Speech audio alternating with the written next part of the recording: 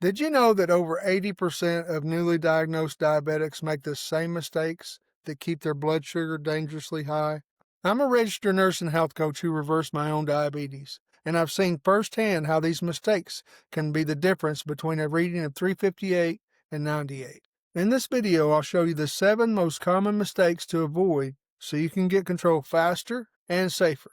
Welcome to the Diabetes Revolution. This video is not medical advice. I'm sharing what's worked for me and my clients, but your provider should guide any health-related changes you make. In the beginning, most people think diabetes is just about cutting sugar, but that's only one piece of it.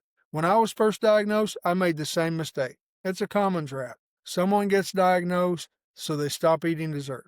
But then they pile their plate with corn chips, bread, pasta, rice, or other healthy foods. Their blood sugar stays high, and they feel stuck. But the truth is, your body responds to all carbs, not just sugar. Some, like white bread or soda, spike sugar levels fast. Others, like beans, fruits, certain vegetables, still raise blood sugar, and sometimes almost just as quickly. Once you know it's bigger than just sugar, you can start making choices that actually move your blood sugar in the right direction. The number 2 mistake people make is trying to change everything at once, and it's the fastest way to burn out.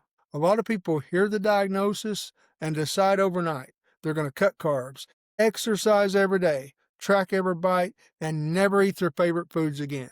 It feels good for a week or two, but then it becomes overwhelming and unsustainable. The better path is to start small.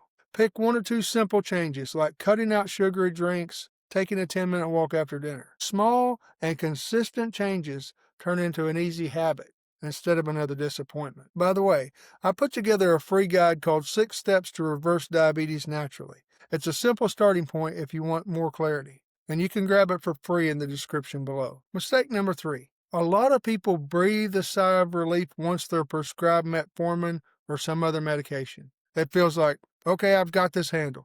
But medication doesn't solve the root problem of diabetes. And meds can absolutely help, but they work best when combined with lifestyle changes. What you eat, how you move, how well you sleep, even your stress levels, all of that plays a huge role. And here's the part most people don't realize. Many people are able to lower their dose or even get off of a medication completely once good habits are in place. But without lifestyle changes, the opposite happens. Meds get more complicated, more expensive, with more side effects, and in many cases, the damage continues. Mistake number 4. Most people think diabetes is all about body weight or what they see in the mirror. But the real danger comes from fat that you can't see. Visceral fat, packed around your organs, like your liver, your pancreas. This hidden fat clogs up how these organs work. Your liver can't manage sugar the way it should, and your pancreas struggles to keep up with the insulin demands. You may not look overweight, but inside, that fat can push your blood sugar higher and higher. The good news is visceral fat is also the first thing to go when you make changes. Even a modest 5 to 10% weight loss can dramatically improve blood sugar control and insulin sensitivity. It's one of the clearest examples of how small steps can lead to major shifts in your health. Mistake number 5. A lot of people think managing diabetes is just about self-control. Resisting cravings, forcing yourself to exercise, or saying no every time you want something sweet. The problem is, willpower runs out. What really works is building structure and support into your life. Stock your kitchen with foods that help instead of hurt. Plan your meals instead of deciding when you're stressed and hungry. Have a backup snack in your bag or car so you don't get caught off guard. That's how you make eating a smooth part of everyday life instead of a daily battle. Mistake number 6. When you're newly diagnosed, it's easy to only see what's wrong. The high numbers, the foods you can't eat, or how far you feel from healthy. And that makes it really hard to notice progress. But it's an easy fix. Put your plan on paper. Track your small wins. Write down goals like walk after dinner or drink water instead of soda.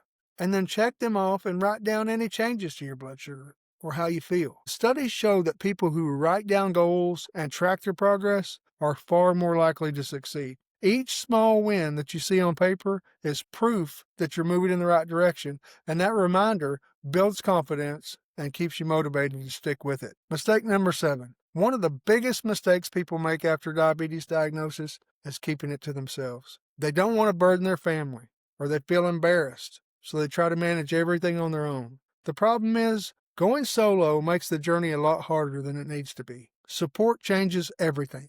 Having a coach, a group, or even just a walking partner gives you accountability and encouragement, and that will help a lot when your motivation dips. Research shows that people who have support are more consistent and get better results because they're not carrying the load by themselves. You don't have to announce it to the world, but even inviting one trusted person into your journey can make all the difference. So if you want a step-by-step game plan, grab my free guide. It's in the description below, and it walks you through the exact 6 steps that helped me and many others to take control of diabetes naturally. Now that you know the mistakes to avoid when you're first diagnosed, the next question is, what should you actually do instead?